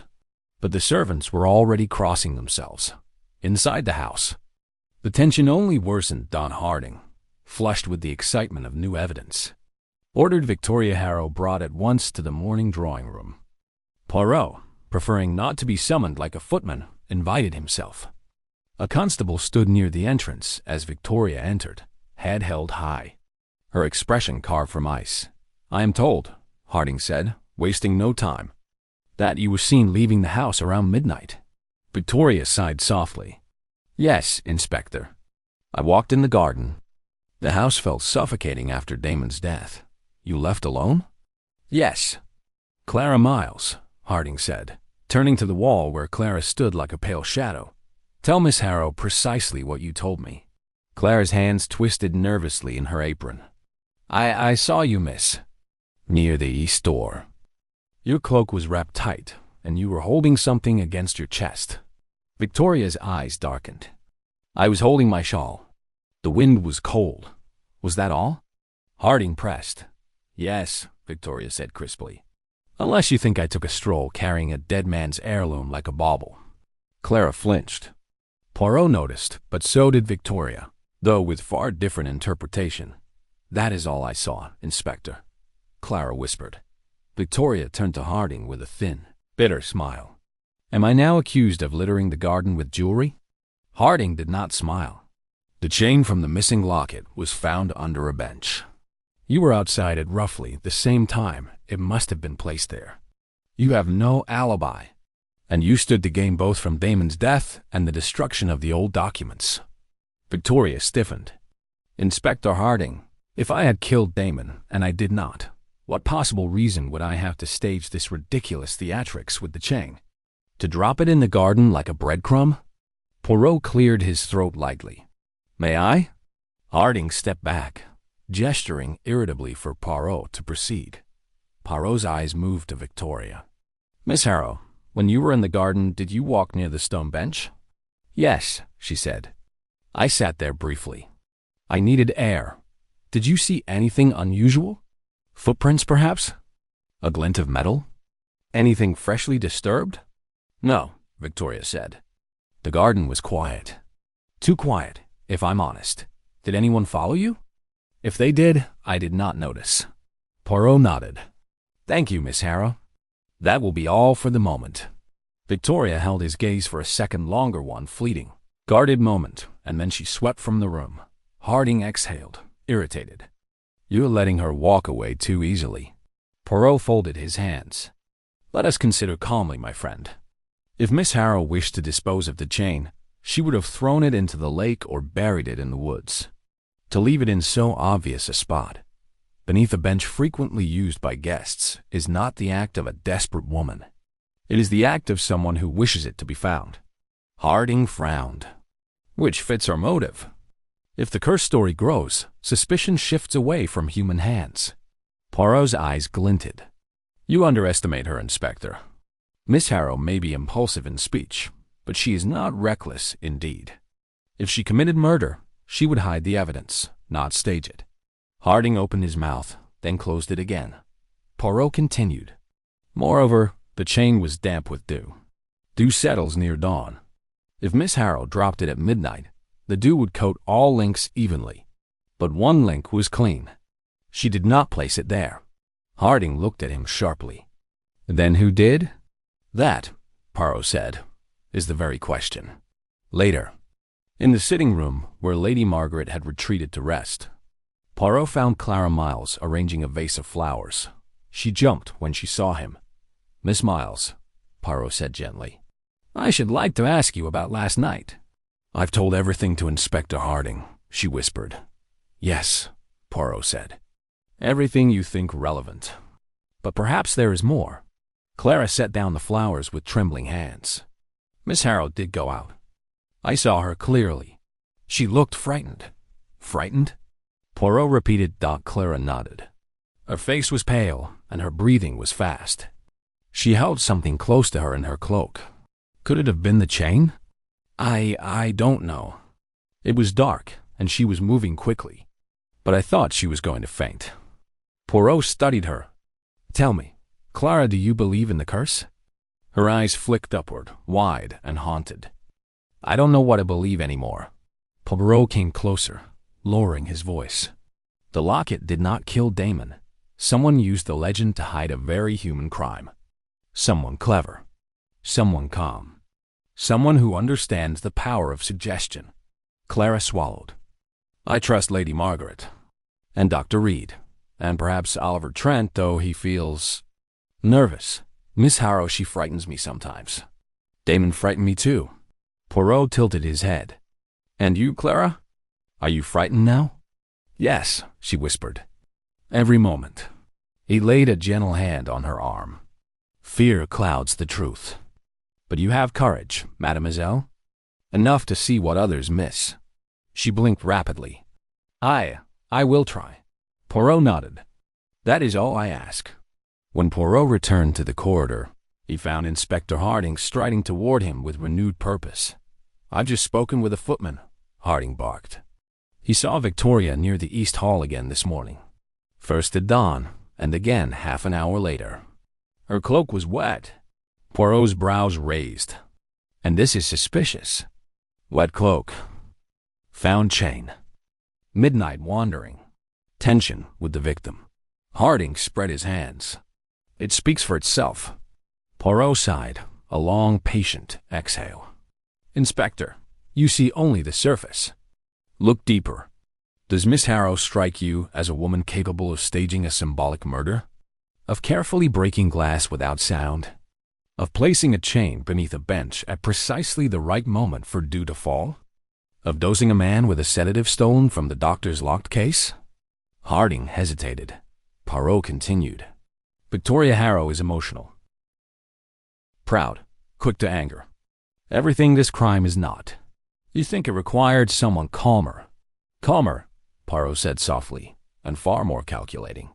Someone who would delight in narrative symmetry, who would understand that echoing the Duchess's death would confuse not only the family, but the police. Harding stared at him. You think this is theater? Poirot nodded. Very precise theater. A murder built around symbolism, not impulse. And the chain? Harding demanded. What of that? Poirot's eyes darkened. The chain was placed outdoors to nudge the household toward fear. To fan the rumor of a curse. To shift suspicion onto the woman most often at odds with the victim. Harding muttered. Victoria. Just so. But if not her, Harding said, then who? Poirot's gaze moved toward the upper landing, where the afternoon light slanted through tall windows. In such a household. Inspector, Poirot said quietly, the calmest person is often the most dangerous. Harding swallowed. Meaning? Poirot did not answer. Not yet. Instead, he turned toward the stairs, his mind already several steps ahead. The chain in the garden. The missing sedative. The burned documents. The staged window. The velvet indentation. The note. A calm hand had arranged all these pieces. One by one. But the final pattern had not yet revealed itself. Poirot paused at the foot of the grand staircase. Somewhere in this house, he sensed. A mind watched him with equal calm and waited. Chapter 7. The gathering at the great hall of Ashcroft Hall, had not hosted a full assembly of the household in many years. Its vaulted ceiling, oak-beamed and shadowed, rose above a black and white marble floor polished to an austere sheen. Tall windows cast pale afternoon light across the long expanse, illuminating the suits of armor standing sentinel along each wall. But the most striking figure in the room was the portrait. High above the staircase landing, framed in dark carved wood, hung the image of Evelyn, Duchess of Ashcroft, the sleeping Duchess. Her eyelids were closed, her face serene, her head slightly inclined as though listening to secrets whispered in the hall below. Around her throat gleamed the painted likeness of the locket, pale, luminous, impossible to ignore. Poirot had chosen this place with precision. "Inspector Harding," he said quietly as the guests filed in, "I ask only that you allow me to speak before you proceed further." Harding gave him a skeptical look, but after the past day's discoveries, he had learned caution. "Very well, Mr. Poirot. But if this becomes a performance," Poirot lifted a gentle hand. "It is not theater, Inspector. It is truth, though truth sometimes requires staging so that all who must hear it will listen." Harding muttered something under his breath, but gave assent. One by one, the household gathered. Lady Margaret entered first, leaning heavily on her cane, her face pale but resolute. Clara hovered just behind her, protective as always. Victoria came next, composed yet visibly tense, her eyes fixed on the portrait above as though daring it to judge her. Dr. Reed stood to the side, his features lined with concern. Finally, Oliver Trent stepped in, folding himself into his usual stiff posture, his face carefully neutral. Poirot noted each position, each expression. He waited until silence settled, until the hall seemed to breathe with the expectation of revelation. Then he began. "My friends," he said, "we stand beneath the image of the Duchess, whose story has haunted this family for generations. Many believe her death was peaceful, even poetic. Others suspect darker shadows.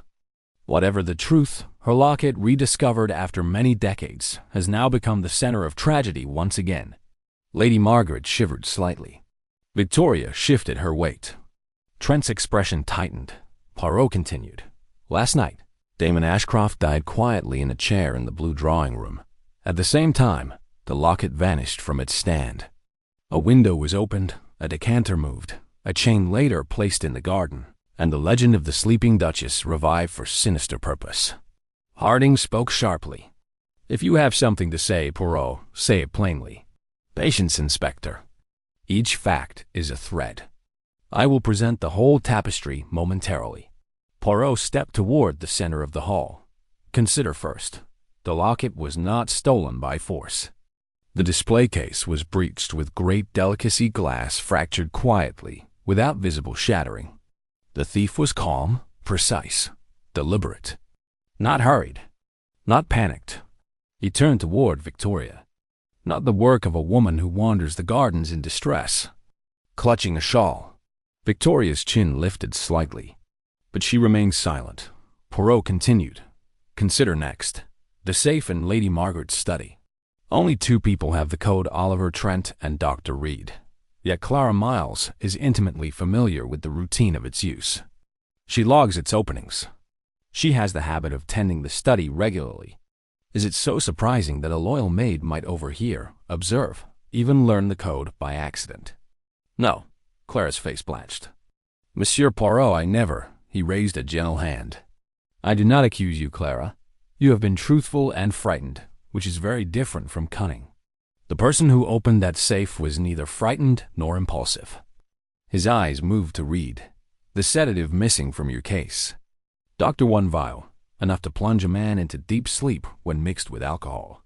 It took knowledge to use such a substance correctly. Knowledge you possess." Reed stiffened. "I did not drug Damon." "I believe you," Poirot said simply. "You are a healer by nature, not a maker of elaborate plots." Reed exhaled, tension easing slightly. Poirot lifted one finger. "And then there is the chain. Found beneath a garden bench, placed with intention, not dropped. The placement was symbolic, an allusion to the Duchess herself. whose jewelry was said to be found similarly after her death. This is the work of someone cultivating a story, someone who understands the power of narrative. Victoria gave a small, incredulous laugh. So the culprit is a novelist? No, Miss Harrow. Worse, a strategist. Poirot let the word hang in the air. He turned slowly, his eyes sweeping the group. Finally, the matter of the old will. Damon was inquiring about inconsistencies. He believed and perhaps had evidence that the inheritance structure of Ashcroft Hall might not be as it appeared. Someone lured him to the blue drawing room to discuss it. Someone who had much to lose if an earlier document came to light. Oliver Trent stiffened outright. His fingers twitched, as if resisting the urge to adjust his spectacles. Poirot spoke more quietly now, his voice dropping to a tone of deep significance. Last night, in the library fireplace, I found ashes belonging to legal documents. Paper with the Ashcroft crest. Fragments containing the language of wills and bequests. Lady Margaret gasped. So Damon was right. There was an old will. There was, Poirot said. But that will, or the portion of it that still existed, was destroyed. Burned in haste. Burned by someone who feared its contents. Oliver Trent stepped forward, outrage flaring. Are you suggesting that I destroyed it? Did you not spend an hour in the library last evening, Mr. Trent? Poirot asked mildly. Reviewing documents Damon had selected for you? Trent's face flushed. Yes, but I did nothing improper. You were the one with easiest access, Harding interrupted sharply, and the one who would know exactly which documents required, shall we say, adjustment. But Poirot lifted his hand. Inspector. Not yet. He turned back to the assembled group. It is time, he said, to speak of the locket itself. He reached into his pocket and drew out the velvet-lined case that had once held the locket. Now empty. A beautiful object. Heirloom. Jewel. Symbol of the Ashcroft line. He paused. But more than that. All eyes were fixed on him. Poirot continued in a quiet, resonant voice. The locket contains a hidden compartment. A collective breath seemed to catch. Poirot opened his hand and revealed a thin metal pick. When I examined the velvet stand, I saw the faint imprint of a tool being inserted into the side seam. Upon later close inspection of the locket's design, particularly the painting of the Duchess, I deduced that such an heirloom, commissioned at a time of high family tension, would very likely include a concealed cavity. And indeed, when the locket was opened earlier for inspection, there was an unmistakable scent of aged parchment. He let the revelation settle. A hidden compartment, Lady Margaret whispered. You mean the locket was made to hold something? Yes, Poirot replied. A thin folded document, such as a codicil, or a will. Victoria's hand moved to her mouth. The Duchess hid it herself? Perhaps, Poirot said. Or perhaps the Duke entrusted it to her. Whichever the case, the presence of a hidden compartment has profound implication. It means that the most important legal document in the family's history was not kept in the safe, not kept in the solicitor's care, but hidden upon the body of the Duchess herself. And whoever recovered that locket 2 weeks ago recovered whatever secrets were kept within it. The hall fell utterly still. Poirot's voice dropped. And therefore, the person who orchestrated Damon's death is so knowing that the locket contained the key to the estate's true inheritance. A person with access to all legal materials. A person with long familiarity with the estate's documentation. A person who could manipulate wills, interpret their clauses, and disguise their alterations. His gaze, now hard as polished steel, snapped to Oliver Trent. A person such as you. Mr. Trent. Trent went rigid. Harding stepped forward at once. Mr. Trent, do not move. Trent's face drained of color. This is absurd. How dare you? Poirot cut him off. When the locket resurfaced, you were the one who handled its acquisition. You were the one who arranged the payment. You were the one who insisted it be displayed publicly, giving you an excuse to open the safe, to handle the object, to use it. And when Damon pressed you about the old will, you realized that he was dangerously close to the truth. Poirot lifted the velvet case again. You took the locket from the safe earlier than you admitted. You opened its hidden compartment. You removed the document within. You burned it in the library fireplace.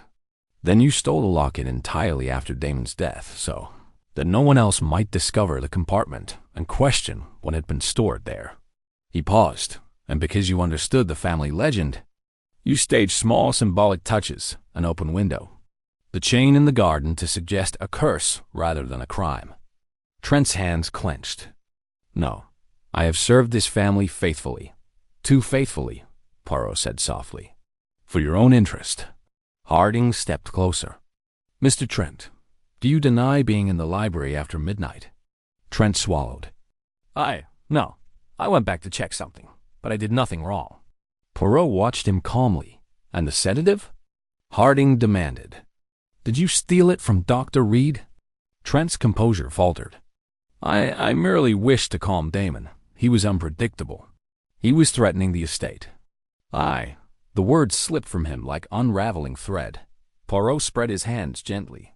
There, you see. Not the act of a monstrous villain, but of a desperate, frightened man who believed himself the guardian of Ashcroft Hall. You feared that Damon would ruin everything for you. For Lady Margaret, for the estate's legacy. But in trying to preserve the past, you created a tragedy worse than any damage Damon might have inflicted. Trent stared at him. Trembling, the mask of professionalism cracked entirely. I only meant, he whispered, to protect the hall. Yes, Poirot murmured. And in doing so, you ensured its greatest loss. Harding signaled 2 constables. Oliver Trent, he said. You will come with us. As Trent was escorted from the hall, his eyes drifted upward toward the portrait of the sleeping Duchess. Her closed eyes, painted in serene silence, seemed to watch the scene with a sadness that was almost human. Lady Margaret closed her own eyes. Victoria let out a faint, shaky breath. Clara clutched her apron tightly. Dr. Reed exhaled softly, shoulders sagging with weary relief. And Poirot stood still beneath the Duchess's portrait, his expression unreadable. The final truth was not yet spoken. Chapter 8. The last sleep of the Duchess. The great hall emptied slowly, as though the house itself needed time to absorb what had just occurred. Oliver Trent was led away under Inspector Harding's watchful eye, his shoulders bowed, his once precise step reduced to a stumbling shuffle. The echo of their departure faded up the staircase and away down the corridor, leaving behind a silence that was not peace, but shock. Lady Margaret sat heavily on a carved bench at the base of the staircase, her hand gripping the armrest. Victoria stood nearby, one palm braced on the newel post, her knuckles white. Clara hovered, uncertain, torn between duty and distress. Dr. Reed remained on the edge of the gathering, his expression sober and fatigued. Poirot alone seemed untouched by the turbulence in the air, though his eyes were thoughtful. He did not yet allow himself the luxury of satisfaction. A case, to him, was not truly resolved until every hidden corner of it had been exposed to the light. Inspector Harding returned a few minutes later, the stern set of his jaw confirming that Trent was now in custody. He has agreed to make a statement, Harding said, though he's already trying to cloak it in noble intentions and legal jargon. They often do, Poirot replied mildly. It is remarkable how many crimes choose to disguise themselves as virtues once discovered. Victoria's voice cut in, tight with a mixture of anger and bewilderment. What exactly has he done, Mr. Poirot? You have sketched an outline. I want the whole thing. All of it. No more fragments. Lady Margaret raised her head. Yes, she whispered. If there is truth to be told about this family, about Evelyn, about the will, about Damon, then I would hear it. At last, Poirot gave a small nod. He moved to the center of the hall again, under the watchful painted gaze of the sleeping Duchess. Very well, he said quietly. It is time to gather all the threads. He turned first to Lady Margaret. I must begin the past, he said, with Evelyn, Duchess of Ashcroft. For all of this, Damon's death, the locket, the burned papers, are the warped echoes of decisions made in her time. Lady Margaret's eyes gleamed with weary curiosity. What decisions? Poirot glanced up at the portrait. The Duchess, he said. was not merely a decorative figure. She was, by every account, intelligent, observant, and deeply conscious of her position.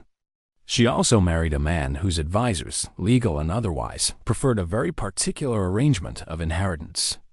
They wished to keep the line of control narrow. They distrusted the idea of distributing power among different branches of the family. Victoria's mouth twisted. That sounds about right. The third Duke, Poirot continued, was not strong-willed. He allowed himself to be guided, especially in matters of law. But Evelyn, she suspected that his advisors were not loyal to him so much as to a particular outcome. She feared that certain people would alter his intentions after his death, especially concerning who should inherit the greater part of the estate's authority. How do you know this? Lady Margaret demanded, though without hostility. From fragments, Poirot said. From what little remained after so much was burnt. The ashes in the fireplace were not entirely mute. A few margins survived, just enough to reveal that there had indeed been an original testament more favorable to another line of inheritance. And in a correspondence book found in Lady Margaret's study, he held up a slim, leather-bound volume Harding's men had retrieved. Earlier, there were references made by an earlier family solicitor to the Duchess's persistent objections and her concern that the Duke's last amendments not be the only record of his will. Oliver Trent, he explained, had not been the first solicitor to serve the Ashcroft family. He had inherited the position from an older partner in the same firm, a man who had long ago handled the Duke's affairs. But the attitudes, the preferences for certain heirs over others, had persisted. Years ago, Poirot went on, after the Duke's death, there were two versions of the will in existence. One, the official document, favored Damon's direct line and cemented the role of the solicitor's office as the indispensable custodian of the inheritance. The other, an earlier testament, distributed more oversight and influence to your side of the family, Miss Harrow, to your predecessor, and by extension, to you. Victoria stared at him, stunned.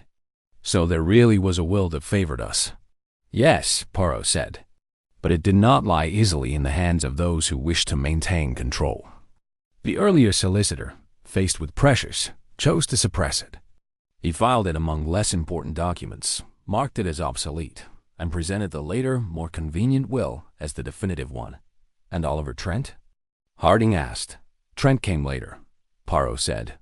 A younger man, ambitious, eager to ingratiate himself. He studied the records, of course. He saw the ambiguous references. He may even have found the original document or a faithful copy. And at that moment, he faced a choice. He looked to Lady Margaret. He could have revealed it to the family, thereby altering the structure of the estate and shifting influence toward Victoria's line. Or he could do what his predecessor had done and keep the structure as it stood, Damon's succession secure, and his own position central, irreplaceable, indispensable. Trent chose silence, Harding said. Not merely silence, Poirot replied. He chose complicity. He protected the status quo. He became the guardian of a lie he had not created, but was quite willing to maintain. It suited him to have Damon as the undisputed future master, for Damon's impulsiveness made him dependent on legal guidance. To such men, a reckless heir is not a problem. It is an opportunity. Victoria spoke very softly. And the Duchess? Where does she fit into this? Poirot's gaze returned to the portrait. I believe Evelyn suspected that those around her husband were capable of such manipulation, he said. She had seen drafts of the will. She had heard the arguments. She knew that what was signed and what was truly intended might not be the same. And so, to protect what she believed to be the Duke's actual wishes, she did something bold.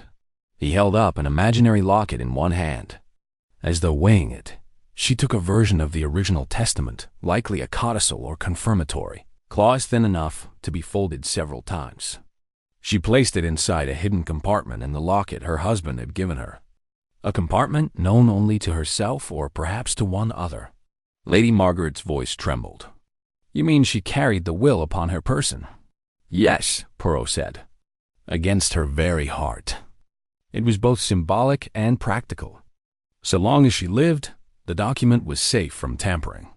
Should anything happen to her, the family might yet discover it, if they had the wit to see the locket as more than an ornament. Clara whispered. Hardly audible, but they did not. Poirot's eyes softened. When the Duchess died, he said.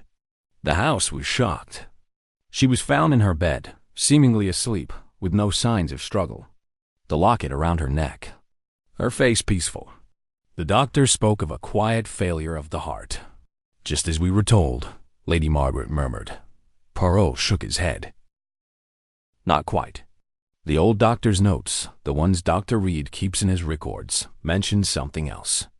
A slight residue at the corner of the Duchess's mouth. A faint scent upon her breath. They were dismissed at the time as details without significance. But Dr. Reed, with modern understanding, recognized them for what they were when he reviewed the old file this morning. Reed, startled to find the attention upon him, cleared his throat.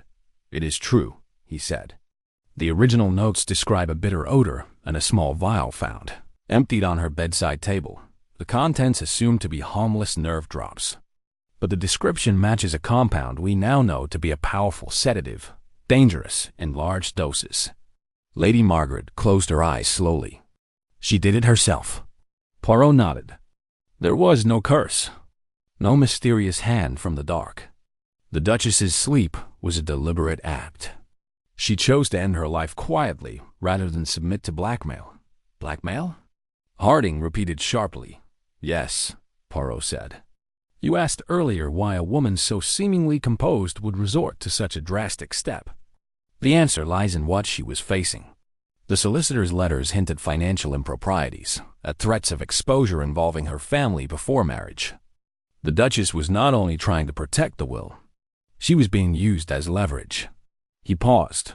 It is possible that she was told, deliver up the original testament or your past.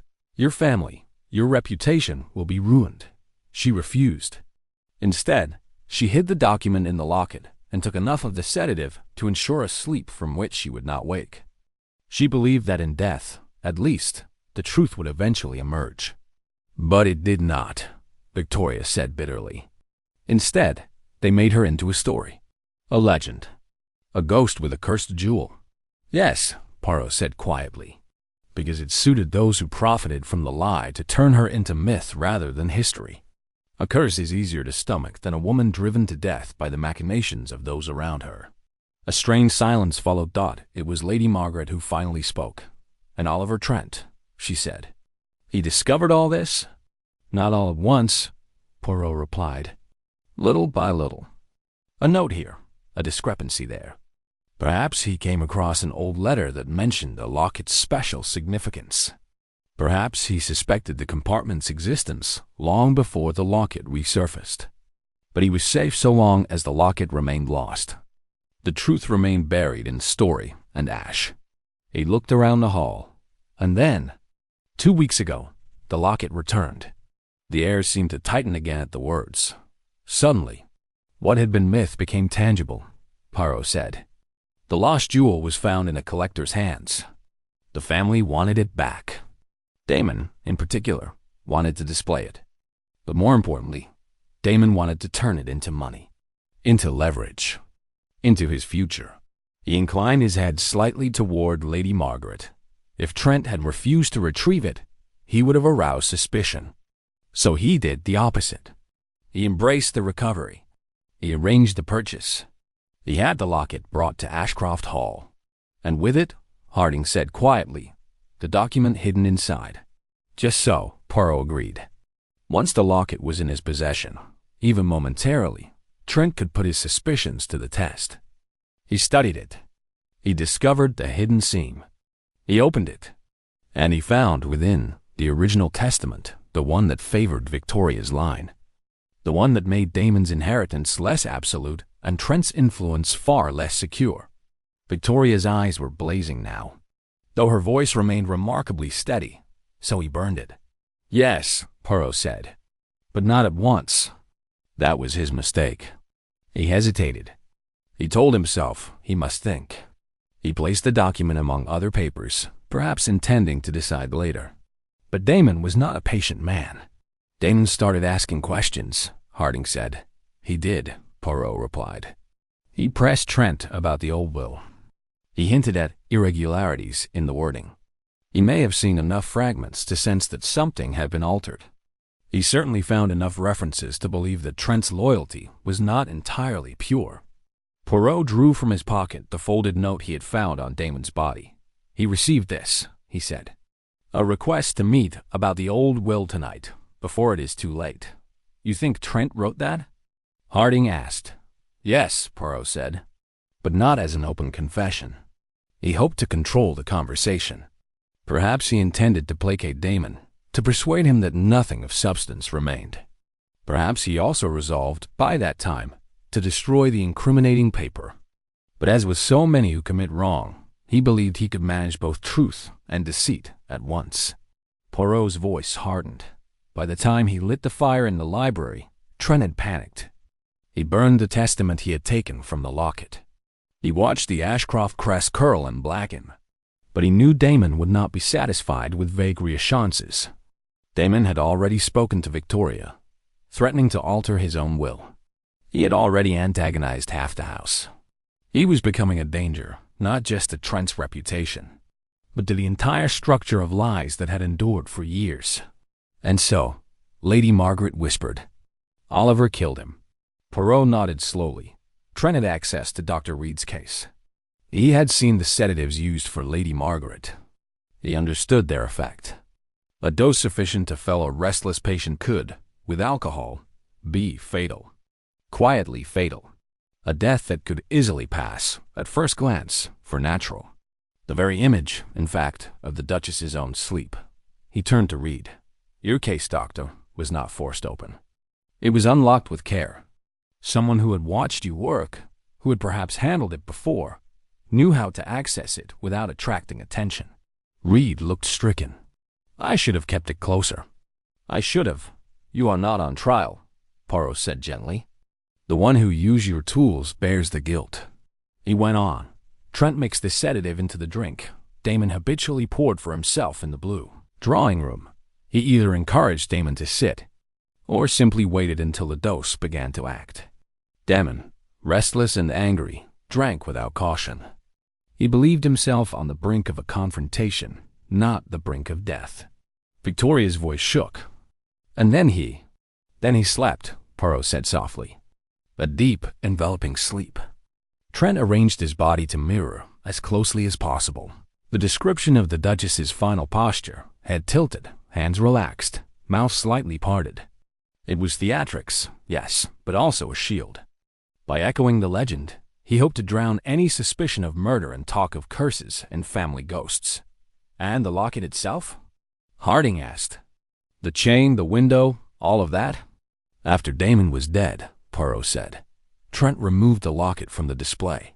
The glass was broken carefully, not shattered. He then opened the window, not to escape, but to suggest the possibility of an intruder. He took the locket with him. Later, he separated the chain and placed it beneath the garden bench at a time when dew would fall upon it.